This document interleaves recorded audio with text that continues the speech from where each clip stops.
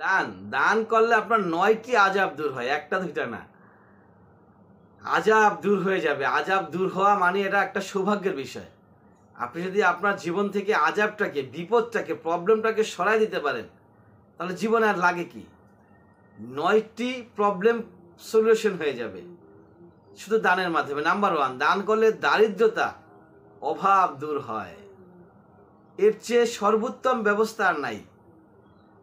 অভাব দূর করার সর্বোত্তম ব্যবস্থা হচ্ছে এটি, দান। আপনি দান করুন, আপনার রিজিক, আপনার অভাব, আপনার পেরেশানি অবশ্যই অবশ্যই ইনশাআল্লাহ তাআলা দূর করে দিবেন।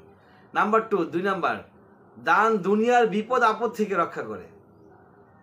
কখন কোন বিপদ আসবে আপনি জানেন না, আমরা জানি না, কেউ জানি না, ভবিষ্যৎ অনিশ্চিত। তা আমরা যদি দান করি তাহলে আমাদের এই বিপদগুলো থেকে আল্লাহ পাক আমাদেরকে হেফাজত করবেন। 3 নাম্বার, দান নাফরমানির কারণে আসা আযাব থেকে বাঁচায়। মানে আমি যে নাফরমানি করলাম আল্লাহর সাথে, সেই নাফরমানির কারণে আল্লাহ পাক আমাকে যে বিপদ দিবে, যে আযাব দিবে, যে শাস্তি, যে পানিশমেন্ট দিবে, সেটা আল্লাহ পাক সরায় দিবেন দানের মাধ্যমে। 4 নাম্বার, দান কবরের আযাব হালকা করে।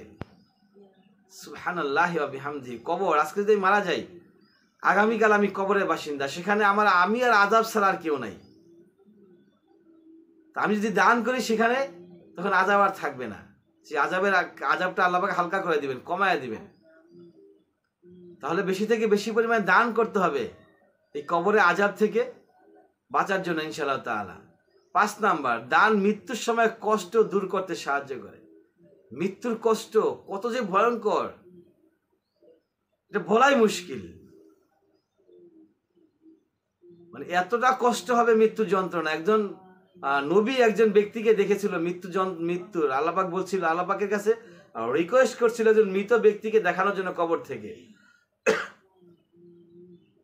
তখন সে 5000 বছর, সম্ভবত, টাইমটা আমার খেয়াল নাই, বা এর চেয়ে কম হবে না, এর চেয়ে বেশি হইতে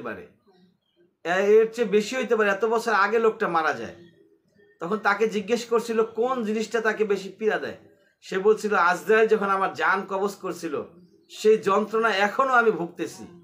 মানে 5000 বছর আগে তার জান কবজ হয়েছে, সে যে কষ্ট পাইছে, যন্ত্রণা এত ব্যথা দিয়ে তার জানটা কবজ করা হয়েছে, সে এখনো সেটার ভয়ে কাঁপতেছে। মানে সে কাঁপতেছিল।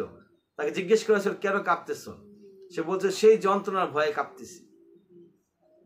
তা আমি যদি দান করি তাহলে এই যন্ত্রণা আমার আর থাকবে না। সুবহানাল্লাহি ওয়া বিহামদিহি। 6 নাম্বার, দান রোগ থেকে মুক্তি দেয় মানুষকে, রোগ মুক্তি। মানুষ যে অসুস্থ, এটা যে সুস্থতা যে কত বড় নিয়ামত, এটা আসলে আমরা জানি না।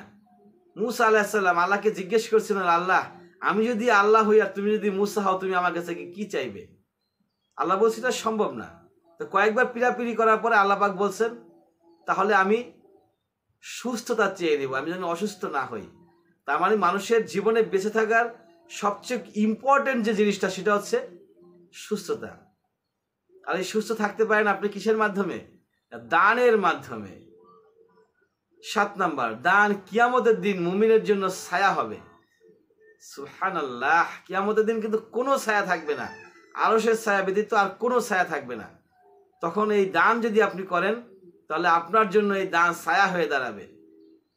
8 নাম্বার, দান মানুষের দুঃখ কষ্ট দূর করে। যদি দুঃখ থেকে থাকে, আপনার কষ্ট থেকে থাকে, সেই দুঃখ কষ্ট আল্লাহ পাক সরাইয়া দিবেন। দুনিয়ার কারো ক্ষমতা নাই আপনার দুঃখ কষ্ট সরানোর জন্য। আল্লাহ পাক, একমাত্র আল্লাহই পারেন আপনার দুঃখ সরাইতে। তা আপনি যদি বেশি থেকে বেশি পরিমাণে দান করেন, ইনশাআল্লাহ তাআলা আপনার দুঃখ কষ্ট থাকবে না। লাস্ট নাম্বার, 9 নাম্বার, দান দোয়া কবুলের অন্যতম মাধ্যম।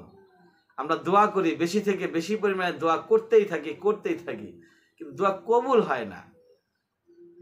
এই জন্য আমাদেরকে দান করতে হবে। আমরা যদি দান করি, ইনশাআল্লাহ তাআলা আমাদের দোয়া কবুল হবে। আর নামাজ তো পড়তেই হবে, নামাজ কেউ মিস করবেন না। 5 ওয়াক্ত নামাজ, এটা ফরজে আইন, পড়তেই হবে, না পড়লে আপনি মুসলমানই থাকবেন না। ওয়া আখির দাওয়ানা আলহামদুলিল্লাহি রাব্বিল আলামিন।